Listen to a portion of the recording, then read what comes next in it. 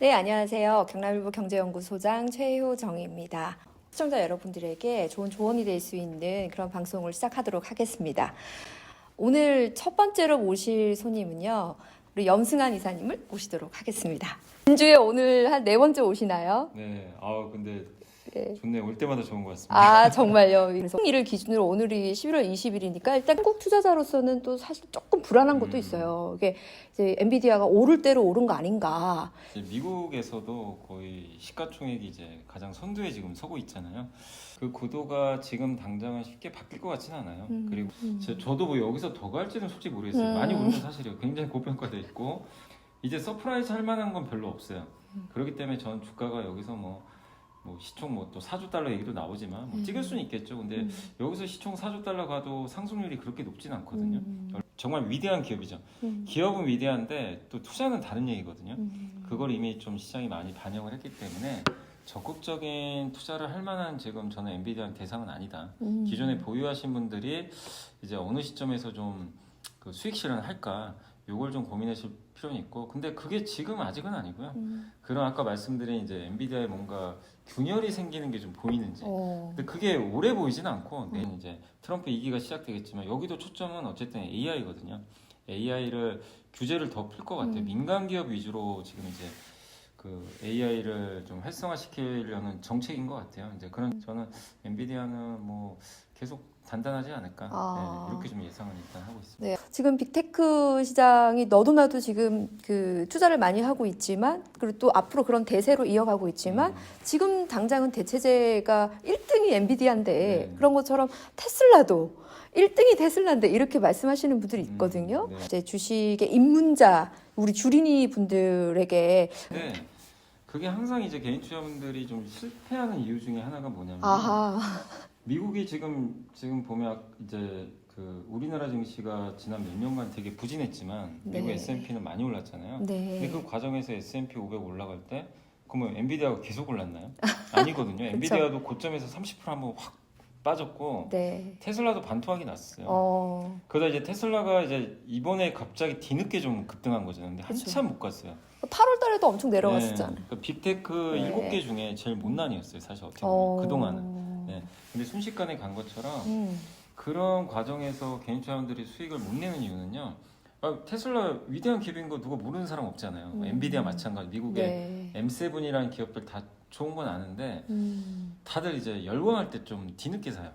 그때 비중은 또 많이 실습니다. 그러니까 테슬라가 주가 빠지면 이제 이런 심리가 들어요.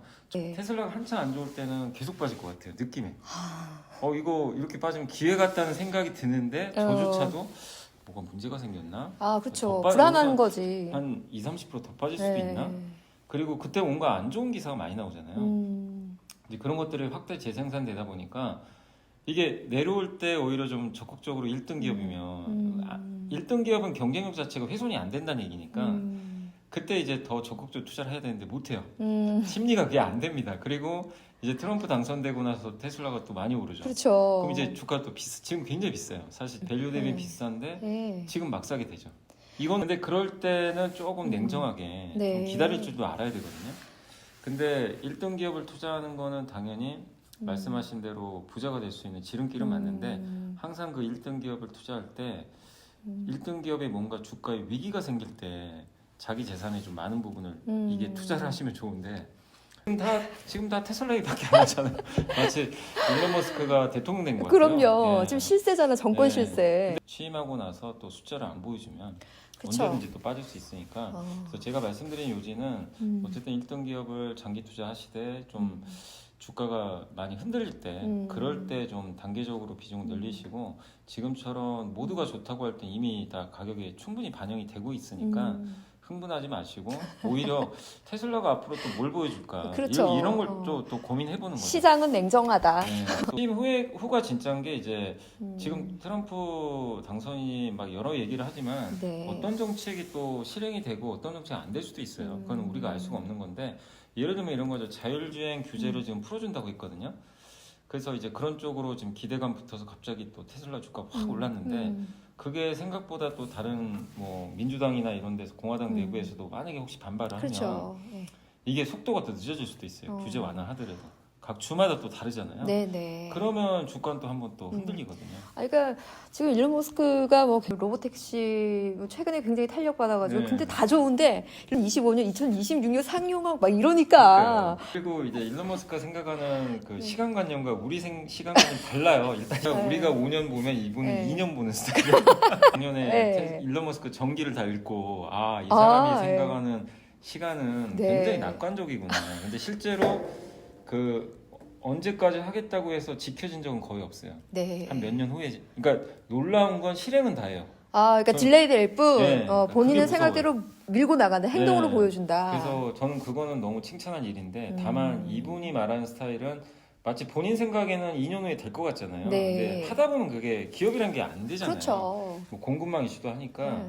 근데 주가는 마치 지금 이제 일론 머스크가 어쨌든 지금 가장 큰 수혜자가 됐잖아요. 네네. 그래서 모든 게 다 될 것 같이 지금 움직이거든요. 네. 근데 실제로 주식시장 역사상 그렇게 모든 게 순탄하게 된 적은 없어요. 항상 이 시행착오가 있습니다. 그런 과정에서 분명히 테슬라는 또 언젠가 한번 급락하는. 그러니까 제가 말씀드린 건 기회를 또 기다려라. 트럼프 얘기가 나왔으니까 이제 이야기 나온 김에 저희 지금 굉장히 강달러인데 트럼프가 지금 추구하는 방향은 약달러잖아요. 시장을 어떻게 보시는지. 이제 투자할 때 그런 게 되게 좀 위험한 게 뭐냐면요. 그런 거예요. 어떤 자산에 이제 뭐 이런 시대가 왔으니 이 자산에 집중 투자를 하자. 근데 왜냐면 그게 그렇게 될 것 같지만 영원한 건 절대 없거든요. 그러니까 엔화도 물론 다시 지금 또 약해지긴 했지만 엔화가 그 엔달러가 그때 160엔까지 약세 네. 보일 때 그땐 더 갈 것 같았잖아요. 네네. 엔화가 더 떨어질 줄 알았는데 그때 엔화 가치가 갑자기 급등을 하면서 엔달러가 140까지 떨어진 거예요. 그럼 그때 엔화 약세에 베팅했던 공매도 세력들이 그때 막 이제 엄청난 손실을 봤거든요. 네. 그러니까 이 달러도 마찬가지입니다. 달러가 그때 우리도 1,400원 지금 말고요. 그 한 몇 달 전에도 엔화가 한참 약할 때 달러가 워낙 강하다 보니까 우리나라 원달러 환율도 막 위기가 아닌데 1,380원, 90원 막 왔다 갔다 할 때요. 근데 그게 불과 몇 달 후에 갑자기 1,300원 초반까지 떨어진 거예요. 환율이. 근데 그때 달러 자산 해야지 막 이렇게 네. 집중하셨던 분들은 또 멘붕 와버리는 순간 분명히 강달러 시대라고 했는데 그러니까 뭐냐면 반대로 가고 있어. 네, 그게 강달러 맞아요. 전체 기조는 분명히 예전보다 강달러기 때문에 환율이 1,300원 밑으로 안 내려가겠지만 네. 지금 1,400원까지 지금 올라온 상황에서 네. 여기에 관세 전쟁까지 지금 이제 어. 펼칠 가능성이 높다 보니까 뭐 달러는 더 강해진다 뭐 이런 얘기도 나오지만 근데 트럼프 입장에서는 말씀하신 대로 강달러를 원치 않거든요. 어쨌든 자기 정책상 약달러 또 밀어붙여야 되고 네. 그러면 그 방법 중에 하나가 또 일본을 압박해 버릴 수도 있어요. 일본을 예를 들면 요즘에 일본이 갑자기 또 금리 인상 얘기가 안 나오잖아요. 네. 또 압박할 수도 있죠. 압박해서 일본이 또 금리를 올려주고 그런 분위기로 또 가면은 일단 달러는 또 약간 꺾일 수가 있거든요. 그래서 달러라는 게 구조적으로 저는 자산 배분의 일종으로 당연히 포트 한쪽을 차지하는 게 맞다고 봐요. 달러 자산 갖고 있는 거 분명히 좋습니다. 근데 앞으로 정말 우리가 상상 못할 강달러 시대가 올 거니까 달러 자산만 해야 된다. 그건 아니라는 아니다. 거예요. 왜냐면 중간중간 또 달러는 약해질 거고 네. 그리고 달러 약세를 일으킬 수 있는 제일 중요한 변수가 미국은 이제 금리 인하 사이클이에요. 네. 적어도 금리는 이제 내려갈 리밖에 없어요. 미국은 기준금리를 어떻게 여기 5%에서 더 올리겠어요. 그래서 연준 목표는 내년에 3.5까지 낮추는 거니까 그걸 보면 어느 정도 지금 달러가 더 강해지기는 저는 좀 쉽지 않다. 그 관점에서 달러 자산을 그냥 자산 배분의 일종으로. 그러니까 미국 주식 하는 게 그래서 괜찮은 거예요. 미국 주식을 하는 순간 달러 자산 배분이 되잖아요. 그렇죠. 자동으로 아니 미국 국채를 사시든가. 그런 것도 하나의 방법이니까. 그래서 요즘에 뭐 미국 ETF 사기 너무 좋으니까 그런 쪽으로 내 자산의 일부를 해야지 달러 강세만 믿고 하는 거는 저는 그건 좀 위험하다. 맞아요. 또 우리나라의 그 자산 관리하는 형태가 아직까지도 부동산이 좀 절대적이잖아요. 네, 부동산 뭐 70% 넘고 아직 그런데 이제 이렇게 배분이 결국은 배분이 그러니까 2020년 초에 네, 2,200이었나요? 2,200 부근에서 시작해서 이제 10% 정도 올랐죠. 그래서 2,400 정도를 이제 오르내리고 있는데 같은 기간 S&P는 지금 3,200에서 5,800까지 약 80% 정도 올랐어요. 그래서 이제 이런 상황에서도 국내 투자를 해야 할까요? 제가 이게 증권사에 있으면서 제일 힘들었던 때가 언제냐면 사실 금융위기 때도 힘들었는데 더 힘들었던 건 뭐냐면요. 그 2018년도 미국 관세 전쟁 할 때. 그때 왜 아직도 기억이 나냐면 미국 증시는 그렇게 나쁘지가 않았는데 한국 증시는 네. 그냥 계속 빠지는 거예요. 그렇죠. 트라우마가 또 이제 발생한 아. 거예요 이미. 저도 이제 방송을 매일 하고 있지만 방송에서 얘기했거든요. 저도 완전 멘탈이 좀 나가버렸다. 뭐 국내 주식을 해야 된다 이렇게 네. 말하는 것도 되게 참 네, 트럼프 때문만은 아니에요. 뭐 아시겠지만 주주환원이 제대로 안 된 네, 것도 네. 있고 다만 주주환원이 안 되는 부분을 지금 바꾸려고는 하고 있잖아요. 네. 얼마 전에 삼성전자도 자사주 매입을 발표했고 정부도 밸류업하고 또 민주당 쪽에서는 뭐 상법 개정 얘기도 좀 얘기가 나오니까 그런 거 보면 시간 지나면 저는 일본처럼은 느리더라도 좀 바뀌지 않을까. 주식 시장이 안 좋아서 우리나라가 평가절하 되는 거는 뭐 그건 일견 이해가 되는데 네. 한국 기업들이 왜 평가절하돼야 되는지는 그건 저는 동의를 할 수가 없어요. 우리나라 기업들 한번 보시면 이 조그만 나라에서 못하는 게 없어요. 제조업은 세계 최강국입니다. 오죽하면 네. 그 트럼프 당선인이 이 윤석열 대통령한테 전화해가지고 조선 좀 도와주세요. 아. 비즈니스맨이에요, 사실 딱 보면. 근데 우리나라가 어쨌든 지금 여기 진주에 또 사천공항이 있는 것처럼 여기 네. 이제 어떻게 보면 그 앞으로 우주로 좀 발전할 수 있는 도시 중에 하나잖아요. 네. 그 우리나라도 우주 산업에서 큰 역할을 담당할 그럴 가능성이 높은 또 국가 중에 하나고 반도체도 잘하고 있고 배터리도 중국 제외하면 뭐 우리나라 거 써야 되잖아요. 그쵸. 네, 배터리도 마찬가지고 뭐 태양광 풍력 뭐 원전도 뭐 프랑스도 이기고 있고 그러니까 이게 세세하게 제조업을 딱 들여다보시면요 한국처럼 웬만한 걸 다 잘하는 국가는 사실 없어요. 주가 안 좋다 보니까 이게 자꾸 우리나라가 뭐 위기인가 막 평가절하되고 맞아요. 그런 게 많은 거죠. 근데 그만큼 한국 증시가 디스카운트가 너무 심한데 근데 그 이유 중에 또 하나로 이제 거론되는 게 제가 엔비디아를 말씀드렸지만 엔비디아처럼 이렇게 실적도 좋고 성장도 있고 1등 기업들이 주가 밸류를 받지만 돈을 아무리 지금 많이 벌어도요. 네. 엔비디아의 경쟁자가 갑자기 나타나서 야금야금 갉아먹으면 지금 돈 많이 벌어도요. 주가는 안 갑니다. 할인받아요. 누가 들어오기 시작하는 순간. 그게 왜 그러냐면 네이버가 그래요. 우리나라에서도 분기당 막 몇천억씩 버는 회사예요. 돈 정말 잘 벌어요. 결국엔 네이버에 대해서 지금 돈 잘 벌지만 걱정합니다. 네, 우리나라 국민들 대부분 썼는데 네이버 점유율이 50%대까지 떨어졌어요. 거기에 AI 검색 요즘에 많이 하니까 네. 그것도 있고 또 강력한 경쟁자 쿠팡이 들어왔고 그러다 보니까 그 네이버가 5년 후에도 이게 그러니까 유지가 지금은 될까? 1등이고 네. 지금은 대단한데 이제 미래에 대한 어떤 맞아요. 밸류가 네. 좀 떨어진다는 그래서 거지. 은행주나 통신주 보면 돈 엄청 잘 버는데 주가가 잘 안 갑니다. 아. 성장에 대한 이제 의심이 있는 거죠. 그래서 왜 그러면 우리나라 증시 전체가 할인받냐면 그게 거기에 정답이 있어요. 중국과 무한 경쟁 시대에 들어갔어요. 제조업이. 그래서 삼성전자가 빠진 이유 중에 하나가 중국의 창신 메모리라는 디램 회사가 있는데 네. 그 회사가 옛날에는 그냥 표현이 좋은 거죠. 듣보잡이었어요. 그냥 우리가 봤을 때는 그냥 무시해도 되는데 지금 이번에 올해 들어와서 무시를 못해요. 삼성을 2업할 정도로 좀 만들어내고 있어요. 네. 물론 저가 반도체인데 그 저가 반도체 매출 비중이 삼성도 한 30%나 돼요. 네. 근데 중국에서 그럼 시장 잃어버릴 수도 있잖아요. 그러면 삼성 주가에 그게 반영이 돼버린 거예요. 갑자기. 그러니까 삼성 주가가 그것 때문에 좀 더 빠진 거거든요. 네. 이게 9조 원 버는 회사가 잘못했다고 반성문 쓰고 있어요. 이게 이해가 안 가잖아요. 그쵸. 9조 원 벌고 있는데 중국이라는 그 이제 그 경쟁자가 옛날엔 네. 잘 안 보이는데 이제 진짜 우리나라 산업이 중추 역할하는 반도체까지 건드기 시작하니까 외국인들이나 투자들이 봤을 때는 이거 디스카운트 줄 수밖에 없어요. 네. 근데 그거를 완화시켜주면 다시 밸류가 또 올라갑니다. 그래서 이제 한국 증시가 이렇게 부진한 이유는 결국에 이제 이 성장에 대한 우려감. 지금 잘하고 있는 사업이 중국으로 인해서 좀 망가지면 어떡할까? 우리는 너무 많이 봤기 때문에 그거랑 주주환원이 좀 제대로 안 됐던 부분들. 거기다 또 상대적으로 이제 미국과 비트코인이 너무 좋으니까 네. 개인들도 많이 떠나버렸죠. 그쵸. 상대적으로 네. 좋은 거라니까. 이 세 가지가 이제 겹쳐서 너무 이제 부진했고 그래서 이제 한국 주식 투자는 사실상 장기 투자가 되게 어려운 시장이 됐고 그렇지만 이제 저는 근데 지금 관점에서 설명드리면 저는 그냥 제가 자신 있게 그냥 제가 틀리더라도 말씀드리고 싶은 거는 지금은 미국보다는 한국을 해야 된다고 생각해요. 이 중요한 네, 포인트입니다. 지금은 왜냐하면 지금 모두가 미국을 집중하고 있는데 미국 시장이 지금 막 이런데도 지금 한국 저는 시장에 대한 우려가 미국은- 큰데도 지금 해야 된다. 좀 조심해야 될 것 같아요. 제 개인적으로. 오히려. 왜냐하면 뭐 이건 신문에도 나왔지만 이제 워런 버핏이 역대 최대 지금 그렇죠. 현금을 쌓아놨죠. 현금 보유량이 엄청 엄청나고 그 다음에 이제 채권과 주식의 기대 수익률이라고 있어요. 네네. 채권은 이제 안전자산이니까 채권 금리, 채권은 이제 이자 수익이 있잖아요. 네네. 그거랑 주식 투자했을 때 기대 수익률이 있어요. 네. 그럼 보통은 주식이 높아요. 아니, 당연하죠. 주식은 위험하니까 더 많은 보상을 해줘야 되잖아요. 네. 그래서 보통은 주식 수익률이 채권보다 높은 게 정상인데 지금 미국은요 이게 역전됐어요.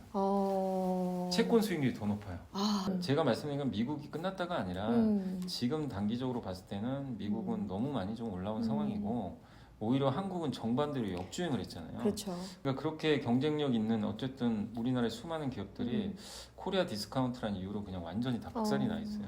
그래서 그런 기업들을 이렇게 좀 위기다 싶은 상황에서 투자하면 어쨌든 성과는 되게 과거에도 이게 여러 번 반복됐어요. 이거 나쁘지 않았어요. 과거의 성과. 사이클이 계속 있어 왔으니까 네, 그래서 자신 있게 말씀하시면 네, 지금은 용기를 낼 때다. 지금은 한국을 더 많이 살 때지. 그러니까 오히려 그래서 정보가 과다한 시대가 되면은 정보가 막 몰리기 시작하면은 네. 거기 오히려 야 여기 더 빨리 간대 해서 이쪽으로 이제 차선을 바꾸면은 그 맞아요. 정보가 많아지면은 오히려 더 막히고 오히려 난리가 나는 것처럼 네, 그런 거겠죠. 맞아요. 그래서 지금은 이제 한국 주식 시장에서 도망갈 게 아니라 한국 시장도 지금 어쨌든 주식 투자에서 또 제일 중요한 투자 포인트 중에 또 하나가 싸다는 것도 하나의 매력이에요. 그렇죠. 그러니까 삼성전자가 이미 다 알잖아요. 모든 악재. 근데 자사도 매입을 했다는 건 이제 나올 거 다 나왔다. 5만 원이 바닥이란 얘기예요. 한마디로. 음. 그러면 삼성전자가 바닥을 찍었다는 얘기는 코스피도 바닥이란 얘기거든요. 아. 어떻게 보면. 그래서 지금은 또 보통 연말에 또 배당 시즌도 다가오니까 네. 한국 증시를 너무 좀 이제 도망가지 마시고 꽤 되세요. 네. 어떤 전략이냐면요. 이 밑으로 더 이상 안 빠질 것 같은데 투자를 할 때요. 하방이 올라가는 단단할 걸 때. 보질 않아요. 올라가는 게 아니라 하방이 닫혔을 때. 더 이상 이제 내려갈 게 없어. 나올 네. 거 악재 다 터졌어. 이제 하방이 단단하게 받쳐주면 그러니까 예를 이제 들면 오른다. 최근에 삼성전자의 그 자사주 매입처럼 예. 하방을 막아버린 거잖아요. 근데 그렇죠. 누구도 크게 올라갈 거를 아직 생각 안 해요. 뭐 좋아진 건 아직 없거든요. 근데 그럴 때 투자를 해놓고 시간과 함께 하다 보면요. 운 좋으면 빨리 뭔가 좋은 소식이 나와요. 경쟁력이 어쨌든 뭐 완전히 훼손된 기업이 아니라 어쨌든 하방이 이렇게 좀 단단한 상황에서 투자를 했을 때 뭐 외국에서 어떤 좋은 뉴스가 나올 수도 있는 거고 예를 들면 뭐 조선주가 지금은 하방이 아니죠. 조선주 그쵸. 많이 올랐으니까 네. 그러니까 이런 거죠. 뭐 갑자기 조선주가 한 번 더 올라간 것도 트럼프가 갑자기 전화해서 그런 거잖아요. 그렇죠. 근데 그런 것들이 갑자기 하방이 닫혔을 때 나오면 주가 폭발을 해버려요. 그러면 이제 순식간에 나는 큰 돈을 벌어요. 그냥 몇 달 기다렸을 뿐인데. 근데 그런 식으로 투자하셔서 돈 버신 분들도 꽤 많이 계시거든요. 근데 그거는 한국 스타일이에요. 하방이 단단한데 갑자기 많이 오른 섹터 네. 중에 하나가 네. 대표적인 게 엔터예요. 아. QIP가 14만 원에서 예. 제가 너무 놀랐어요. 1년 만에 4만 원까지 떨어졌어요. 가 그 네. 슈카월드 나와서 네. 자기 주식 샀다고 주식 산다고 네. 그래서 나중에 이제 공시가 나오긴 했는데 왜냐면 박진영 대표가 8만 원대인가 7만 원대인가 주식을 샀었어요. 주가 반토막 났을 때. 근데 대표이사가 사니까 개인 다 따라 산 거 아니에요? 근데 거기서 또 엄청나게 빠진 거죠. 진짜 욕 엄청 먹었죠. 7만 원 근처까지 다시 왔어요. 근데 그 얘기 뭐냐면 더 이상의 이제 나쁠 게 없었던 상황에서 최근에 이제 스트레이키즈라든가 주요 이제 아티스트들의 성과도 네. 되게 여전히 좋고 여전히 잘하고 있어요. 네네. 잘하고 있고 또 내년에 BTS 복귀하잖아요. 네. 뭐 엔터주 전체적으로 좋은데 또 이거는 이제 뜻하지 않게 갑자기 요즘에 이제 얘기가 나온 건 뭐냐면 음원에는 관세가 없어요. 아하. 음원은 관세가 안 들어가요. 그러면 트럼프랑 아무 상관없네. 여긴 피해주가 아니네. 이제 그런 이제 오히려 레퍼토리가 좋아. 도는 거예요. 그러니까 주가가.